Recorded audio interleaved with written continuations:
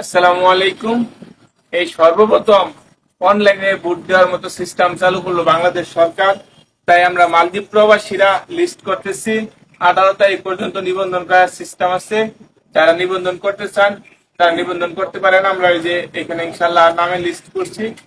আমরা অনলাইনে নির্বাচনে অংশগ্রহণ করব এবং ভোট দিব ইনশাল্লাহ। আপনার ভোট আপনি দিবেন, যাকে ইচ্ছা তাকে দিতে পারবেন, সমস্যা নেই। আমরা জামাত ইসলাম দিব ইনশাল্লাহ ভোটটা।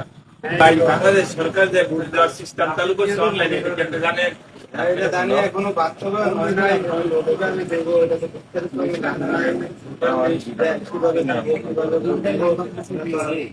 নাম্বার তো গেট দিয়ে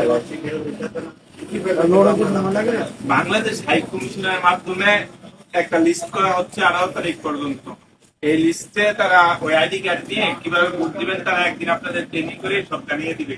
আপনার ভোট আপনি যাকে খুশি তাকে দিতে পারবেন, আপনি যে দল পছন্দ হয় তাকে দিতে পারবেন। আমরা জামাত দেবো ইনশাল্লাহ। আপনি কোন দলে দিবেন আপনার ইচ্ছা। সমস্যা নাই, ইসলাম হলে চলে।